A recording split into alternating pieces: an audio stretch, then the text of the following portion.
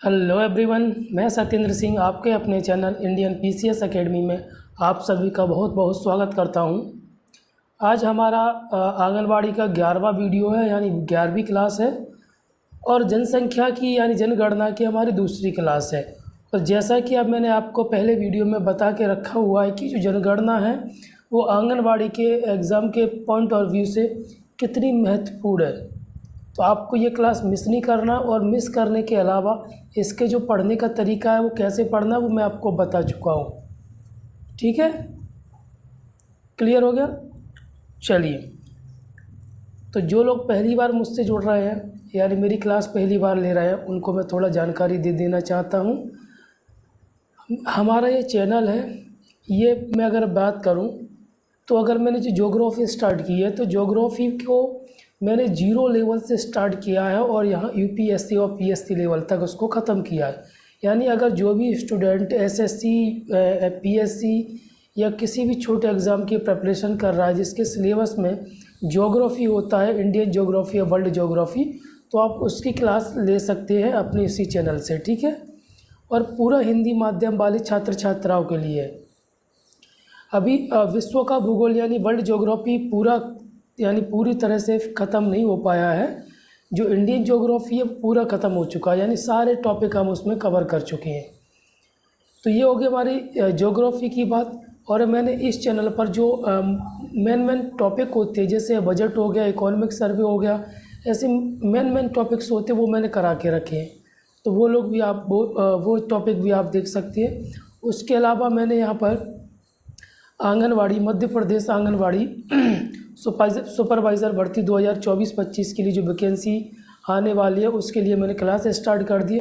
तो वो सारी महिला अभ्यर्थी जितनी भी हैं जो इच्छुक हैं फॉर्म भरने के इस वाले 2024-25 के आंगनवाड़ी सुपरवाइज़र के, तो वो सब अभ्यर्थी मेरी क्लास ले सकती है। और जो मैंने तरीका बताया वो आप पुरानी वीडियो में जाकर देख सकते हैं, क्योंकि आपको जो मेरी क्लास स्टार्ट करना है वो यहाँ से स्टार्ट नहीं करना है, इस क्लास से स्टार्ट नहीं करना है, आपको एक क्लास से स्टार्ट करना, पहली क्लास से स्टार्ट करना, तभी सब चीज़ आपको क्लियर होगी। ओके, चलो, तो आज हमारा जनगणना टॉपिक चल रहा तो उसमें आज हमारा दूसरा वीडियो है और इसमें हम देखने वाले हैं सर्वाधिक जनसंख्या घनत्व वाले ज़िले। यानी ज़िलों की अगर हम बात करें, इससे पहले हमने बात की थी राज्यों की, तो इसमें हम बात करेंगे ज़िलों की। तो अगर हम बात करें उत्तर पूर्वी दिल्ली की, तो उत्तर पूर्वी दिल्ली का सबसे ज़्यादा जनसंख्या घनत्व है। ठीक है, फिर है चेन्नई। चेन्नई कहाँ पड़ता है? तमिलनाडु में, तो इसका दूसरे नंबर पर सबसे ज़्यादा घनत्व आता है। घनत्व मैं समझा चुका हूँ कि घनत्व क्या होता है, यानी डेंसिटी क्या होता है, समझा चुका हूँ। फिर है सर्वाधिक जनसंख्या घनत्व वाले 5 राज्य। अगर आपसे 5 राज्य सीधे सीधे पूछे जाते हैं तो आपको बता देना है 2011 की जनगणना के अनुसार सबसे ज़्यादा जो डेंसिटी है यानी घनत्व है वो बिहार का है, फिर है पश्चिम बंगाल का, फिर है केरल का, उत्तर प्रदेश और हरियाणा का। अब आपके मन में ये चीज़ आ रही होगी उत्तर प्रदेश की सबसे ज़्यादा जनसंख्या है तो इसका जनसंख्या घनत्व भी ज़्यादा होगी। ऐसी बात नहीं है, मैं आपको समझा चुका हूँ पहले वीडियो में, तो आप वहाँ से समझ सकते हैं। तो सबसे ज़्यादा जनसंख्या घनत्व कहाँ का है? बिहार का है। जो उत्तर प्रदेश है वो चौथे नंबर पर आता है, दूसरे नंबर पर पश्चिम बंगाल, तीसरे पर केरल और पाँचवें पर हरियाणा। फिर सबसे न्यूनतम जनसंख्या घनत्व यानी 1 वर्ग किलोमीटर के अंदर कितने लोग रहते हैं वो क्या कहलाता है? उस एरिया का जनसंख्या घनत्व कहलाता है। तो सबसे कम अरुणाचल प्रदेश यानी 1 वर्ग किलोमीटर यानी 1 स्क्वायर किलोमीटर में 17 लोग रहते हैं। मिज़ोरम इसके बाद आता है। देखो ये जो डिपेंड करता है वो वहाँ के क्लाइमेट के अनुसार, वहाँ के जो एरिया है उसके ऊपर भी डिपेंड करता है। यहाँ पर पहाड़ी क्षेत्र तो लोग यहाँ पर रहना कम पसंद करते हैं, ये भी एक कारण हो सकता है। फिर है मिज़ोरम, तीसरा सिक्किम। ये सारे आपको जो राज्य दिख रहे हैं ना ये सब उत्तर पूर्वी राज्य है, तो ये सब पहाड़ी क्षेत्र के राज्य हैं, तो यहाँ पर जनसंख्या भी कम पाई जाती है और जनसंख्या घनत्व भी कम पाया जाता है, क्योंकि लोग यहाँ पर पहाड़ी क्षेत्र में यानी कठिन परिस्थिति होती है रहने के लिए, तो लोग कम रहना पसंद करते हैं वहाँ पे। ओके, चले आगे।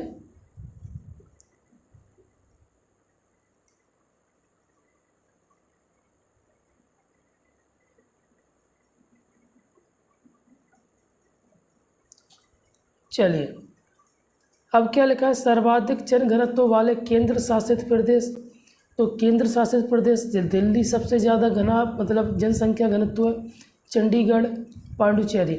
आपसे ये आंकड़ा नहीं पूछा जाएगा तो आप निश्चिंत रहिए, इस आंकड़े को याद मत कीजिए, आपको सिर्फ ये याद करना है इधर का। फिर है न्यूनतम जनसंख्या वाले केंद्र शासित प्रदेश अंडमान एवं निकोबार, दादर नगर हवेली और लक्षद्वीप। आपको ये याद करना है सारी चीज़, है ना। बहुत महत्वपूर्ण टॉपिक है जनगणना यानी जनसंख्या एक बहुत महत्वपूर्ण टॉपिक है आंगनबाड़ी के लिए, तो आपको ये याद करना है। मैं आपको इसके MCQs भी कराऊंगा, यानी प्रीवियस ईयर का पेपर भी कराऊंगा और साथ में MCQs भी कराऊंगा, एक बार ये टॉपिक ख़त्म हो जाए।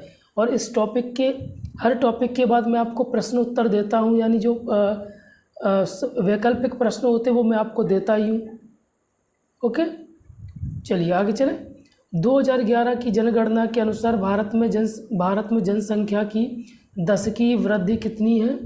17.7% यानी प्रतिशत, जबकि वार्षिक वृद्धि दर कितनी है? 1.64%। समझिए 2011 में जनगणना हुई थी, इसके जो आंकड़े 2013 में प्रस्तुत किए गए थे, ये आंकड़े को छोड़िए। 2011 में जनगणना हुई थी, अब जो हुई है 2021 में, अब पता नहीं इसके आंकड़े आए नहीं है, जनगणना हो भी रही है पता नहीं है। तो ये 10 साल में जो वृद्धि अगर हम देखें तो कितनी होती है, अगर माने 2011 के अनुसार, तो 2011 के अनुसार कितनी हुई थी? 2001 में हुई थी इससे पहले जनगणना, फिर 2011 में अगर हम बात करें तो कितनी हुई थी? 17.7%। ठीक है, ये थी 10 साल की। अगर मान लो 100 लोग भारत में रहते हैं तो इतनी परसेंट वृद्धि हो गई 10 साल में, तो कितने हो गए होंगे? ठीक है, इतने लोग हो गए होंगे, तो ये परसेंट निकल आया। फिर अगर हम बात करें एक साल में कितने परसेंट वृद्धि हो रही है, तो 1.64%। तो आपसे ये पूछा जाता है कि भारत की जो दशकीय जनसंख्या वृद्धि दर है वो क्या है? ये है। अभी ये भारत की बात कर रहा हूँ, मध्य प्रदेश के आएगा तो मध्य प्रदेश के आंकड़े आपको अलग से याद करना है। आपको मध्य प्रदेश और भारत दोनों के याद करना, दोस्तों दोनों से क्वेश्चन पूछ लेते हैं। ये है वार्षिक। वर्ष 1961 और 1971 के दशक में भारत की जनसंख्या में सर्वाधिक वृद्धि दर्ज की गई थी। जैसे यहाँ पर आपको दिख रहा 2001 से 2011 में कितनी की गई थी? 17.7। वही 1961 से 1971 के जो 10 साल थे उनमें सबसे ज़्यादा वृद्धि दर दर्ज की गई थी, कितनी? 24.80%। 2011 की जनगणना के दौरान जनसंख्या के में सर्वाधिक वृद्धि दर केंद्र शासित प्रदेश दादर नगर हवेली में। सोचिए अब कितनी ज़्यादा वृद्धि दर है यहाँ की। तो आपको याद रखना है कौन सा केंद्र शासित प्रदेश है? दादर नगर हवेली, सबसे ज़्यादा जनसंख्या वृद्धि दर।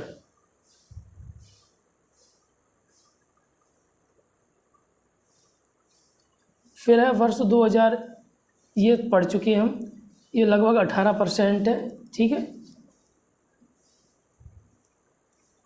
करोड़ में बहुत ही कम पूछा जाता है, तो करोड़ में आपको याद नहीं रखना, सिर्फ परसेंट आपको याद रखना है। फिर है मेघालय, इस दौरान 27.80% के साथ उच्चतम वृद्धि दर हासिल की। ये है राज्य और वो था केंद्र शासित प्रदेश, ये दादर नगर हवेली। क्लियर हो गया?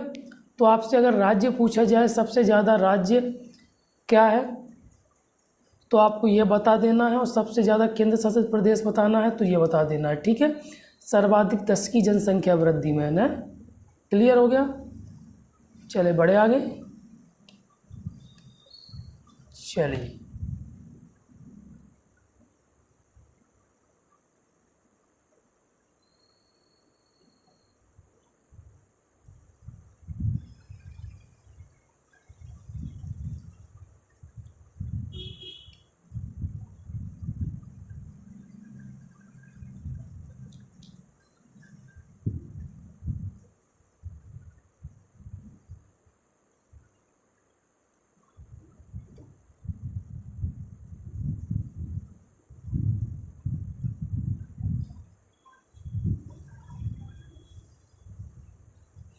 चलिए अब यहाँ पर दिया गया है शीर्ष 5 राज्य वो हैं जिसमें जनसंख्या वृद्धि दर सबसे ज़्यादा रही है। तो सबसे ज़्यादा मेघालय 27.80%, दूसरा अरुणाचल प्रदेश 25.90%, बिहार 25.10%, जम्मू कश्मीर, फिर मिजोरम। आपसे ये नहीं पूछा जाएगा, आपसे यही पूछा जाएगा सबसे ज़्यादा जनसंख्या वृद्धि दर वाले 5 राज्यों के नाम बताना है, या आपको सीक्वेंस में लगाना है तो आपको ऐसे लगा देना है, ऊपर मेघालय, अरुणाचल प्रदेश, बिहार, जम्मू कश्मीर और मिज़ोरम। क्लियर। फिर गांव की 2011 की जनगणना के अनुसार देश में गांव की कुल जनसंख्या कितनी थी? इतनी थी। गांव के आपको याद थोड़ा कम चांस बनते हैं कि गांव के बारे में आपसे पूछे कि सबसे ज़्यादा गांव में किस राज्य में सबसे ज़्यादा गांव में जनसंख्या है।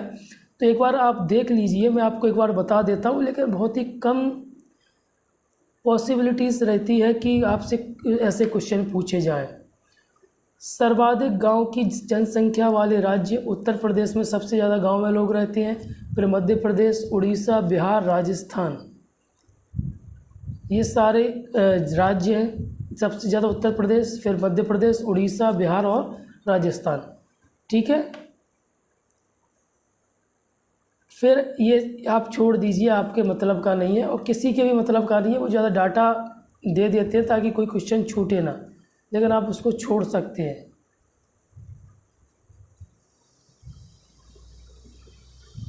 सबसे ज़्यादा अगर नगरीय जनसंख्या की बात करें तो सबसे ज़्यादा नगरीय जनसंख्या तमिलनाडु में, फिर उत्तर प्रदेश, मध्य प्रदेश, महाराष्ट्र और कर्नाटक, ये आपको याद रखनी है। ठीक है। सर्वाधिक शहरी जनसंख्या प्रतिशत वाले राज्य गोवा, मिजोरम, तमिलनाडु, केरल, ये आपको नहीं याद रखना है ना, ज़्यादा विस्तार में पढ़ने की ज़रूरत नहीं है।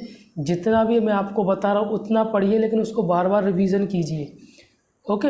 ज़्यादा चीज़ समेटने से अच्छा क्या है, जितना मैं आपको पढ़ा रहा हूँ अब बस उतने पे आप फोकस कीजिए और उसको बार बार पढ़िए। मैं आपको एक फैक्ट बताता हूँ क्या है, बिल्कुल प्रैक्टिकली समझाता हूँ। जैसे मान लीजिए आपने 3-4 किताबें पढ़ दी, आपको जैसे हमें भी लगता था, पहले हमें क्या लगता था कि यार इस किताब से भी पढ़ लो, उस किताब से भी पढ़ लो, कहीं कोई चीज़ छूट ना जाए, उसके चक्कर में हमारा रिवीजन रह जाता था। हमने 5 किताबें पढ़ तो ली हैं, लेकिन 5 किताबों का अगर हम निचोड़ निकालें, अगर हम देखें कि हमें याद क्या हुआ है, हम एग्ज़ाम में क्या लिख के आएंगे, क्या टिक करके आएंगे, तो हमें कुछ नहीं पता होता है। अब अगर तो आपने 2 किताबें पढ़ी होती, 2 किताबों को आप 2-3 बार रिवीजन कर लेते, तो आप उनको एग्ज़ाम में बैठते कम से कम 10 में से 5 क्वेश्चन तो बनते। आपने 10 क्वेश्चन पढ़ लिए 5 किताबों से, लेकिन पेपर में तो आपसे 1 बना, तो कोई खासा फ़ायदा नहीं है। मैं आपसे इतना बोल रहा हूँ, जितना मैं पढ़ा रहा हूँ, जितना आपको कहीं भी भटकने की आवश्यकता नहीं कि आपको उस किताब से भी पढ़ना, उस किताब से भी पढ़ना। आप एक बार ये देखिए, क्या मैं सारी किताब पढ़ सकती हूँ? नहीं पढ़ सकती, तो मुझे उतने पे ही फोकस करना चाहिए। ये आपको मेंटलिटी अपनी बना कर रखना है आपको। ओके, चलिए अब यहाँ पर दिया गया कि सबसे ज़्यादा जनसंख्या कौन से राज्य में पाई जाती है, तो सबसे ज़्यादा उत्तर प्रदेश में पाई जाती है। ये क्वेश्चन बहुत ही कम पूछा जाएगा, क्योंकि ये क्वेश्चन, मैं ये नहीं बोल रहा हूँ कि क्वेश्चन काम का नहीं है, ये क्वेश्चन बहुत छोटी लेवल का हो गया है कि आजकल ऐसे क्वेश्चन नहीं पूछे जाते हैं कि सर्वाधिक जनसंख्या वाला राज्य कौन सा है, तो यूपी है, उत्तर प्रदेश है, फिर है महाराष्ट्र, फिर है बिहार। तो आपसे अगर पूछे जाता है सबसे ज़्यादा जनसंख्या वाला राज्य कौन सा है, तो आपको उत्तर प्रदेश बता देना है, फिर महाराष्ट्र, फिर बिहार। आपको अगर सीक्वेंस में लगाने को बोले तो, नहीं तो कोई बात नहीं, जय श्री राम बोल दो।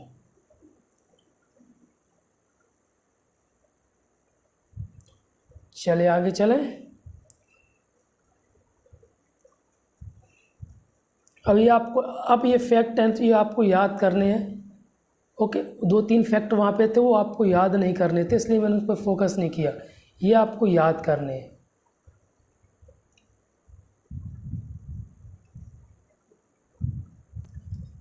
चलिए देखिए, सर्वाधिक जनसंख्या वाले केंद्र शासित प्रदेश,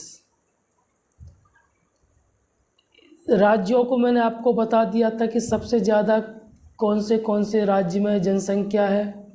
ठीक है, अब यहाँ पर केंद्र शासित प्रदेश पूछे गए हैं, तो सबसे पहले दिल्ली को उठा लो, फिर पांडिचेरी को, फिर चंडीगढ़ को। अब अगला फैक्ट क्या है, सर्वाधिक शिशु लिंगानुपात वाले राज्य, यानी पुरुष लिंगानुपात होता है, पुरुष में बच्चे भी आ जाते हैं, लेकिन स्पेशली यहाँ पर बोला गया है कि अलग से बच्चों का लिंगानुपात अगर हम निकालें हैं तो सर्वाधिक लिंगानुपात वाले राज्य सबसे पहले अरुणाचल प्रदेश, फिर मिजोरम, फिर मेघालय। अब सबसे ज़्यादा अरुणाचल प्रदेश में कितने हैं, 972। मतलब अगर हम 1000 लड़कों को अगर हम देखें तो उन पर कितनी लड़कियां हैं, 972 है। फिर मिजोरम में 970 और मेघालय में भी कितने हैं, 970। खासा अंतर नहीं है इन तीनों में। फिर न्यूनतम शिशु लिंगानुपात, ये तो हरियाणा नंबर 1 पर रहता है, क्योंकि यहाँ पर अब बहुत परिवर्तन आया है। पहले की जो रूढ़ियाँ थी, पहले की जो सोचें थी, थिंकिंग थी लोगों की कि लड़कियों को मार देना, अब एक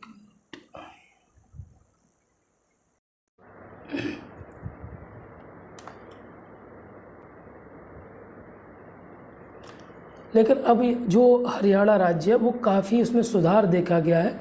लोग वहाँ पर बहुत ज़्यादा शिक्षित हैं। अब ये टेंडेंसी लोगों की कम हो गई है कि महिला बच्चियों को या तो भ्रूण हत्या कर दो उनकी, या उनको पैदा होते ही मार दिया जाता है। ठीक है, क्लियर। फिर है पंजाब, फिर जम्मू कश्मीर। देखो हम आराम से पढ़ेंगे। आपको ये लग रहा है कि हम पीछे छूट रहे हैं तो आप एक दिन में 2 वीडियो भी देख सकते हैं, लेकिन आपको हर एक चीज़ को याद करना है। बस मेरा इतना उद्देश्य है कि जो मैं यहाँ पर पढ़ाऊँ आपके कंठस्थ होना चाहिए, यानी कंठ में स्थित हो जाना चाहिए कि क्वेश्चन आया तुरंत उसका आंसर, क्वेश्चन आया उसका तुरंत आंसर। ठीक है, इसलिए मैं आसानी से धीरे धीरे आराम से पढ़ाते हुए चलूँगा आपको। फिर सर्वाधिक पुरुष साक्षरता प्रतिशत वाले राज्य कौन से हैं, केरल। केरल में सबसे ज़्यादा शिक्षित लोग हैं, मैं आपको बता चुका हूँ पहले ही। मिजोरम, गोवा, ये सब दोबारा लौट के आ रहा है, मैं पढ़ा चुका हूँ पहले। ठीक है, चलो अब यहाँ पर ये चीज़ नहीं बताई थी, तो न्यूनतम पुरुष साक्षरता कहाँ पर है, बिहार में है। सर्वाधिक पुरुष साक्षरता कहाँ पर, हाँ ये नहीं पढ़ाया था, ये पुरुष साक्षरता की बात हो रही, पहले साक्षरता की बात हो रही थी। तो सबसे ज़्यादा पुरुष साक्षरता कहाँ पर है, केरल में, फिर उसके बाद मिजोरम में, फिर गोवा में। न्यूनतम साक्षरता, जिसको आपको अलग से याद नहीं रखना है, जो आपने राज्य याद किए थे, सबसे ज़्यादा साक्षर कौन से राज्य थे, सबसे कम कौन से थे, बस वैसे ही आपको याद रखना, कोई अलग से पढ़ने की इनको आवश्यकता नहीं है। ठीक है, वैसे ही आपको महिलाओं को भी याद रखना है, कोई अलग से पढ़ने की आवश्यकता नहीं है। ठीक है, आपको अलग से नहीं पढ़ना है, क्लियर। तो आपको ये कर लेना, बिहार, राजस्थान, झारखंड, केरल, मिजोरम, गोवा।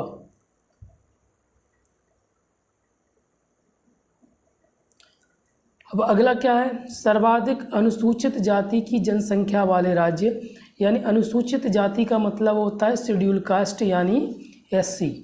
तो सबसे ज़्यादा SC कहाँ रहते हैं, उत्तर प्रदेश में, फिर पश्चिम बंगाल में, फिर बिहार में, न्यूनतम मिजोरम, मेघालय और गोवा। यानी शेड्यूल कास्ट यानी SC सबसे ज़्यादा किस राज्य में निवास करते हैं और सबसे कम किस राज्य में निवास करते हैं, तो सबसे ज़्यादा उत्तर प्रदेश में निवास करते हैं, सबसे कम मिजोरम में। चले आगे बढ़ें, समझ में आ रहा है। कहीं पे भी कोई दुविधा हो तो आप मुझे बता सकते हैं, बिना किसी तनाव के, बिना किसी संशय के। ठीक है,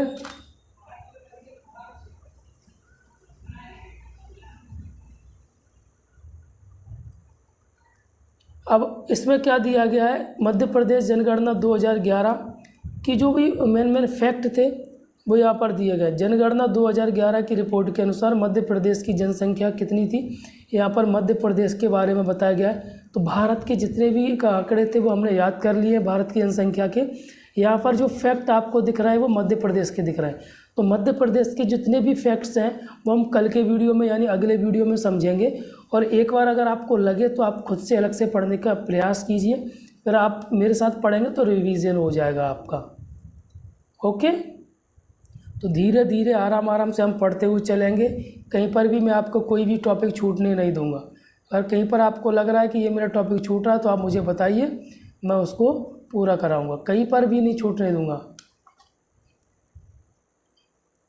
चलिए, तो कल के वीडियो में हम आपसे ये बातें शेयर करेंगे, मध्य प्रदेश की जनगणना के बारे में सारे फैक्ट जानेंगे और उसको अच्छे से हम समझने का प्रयास करेंगे। ठीक है, थैंक यू।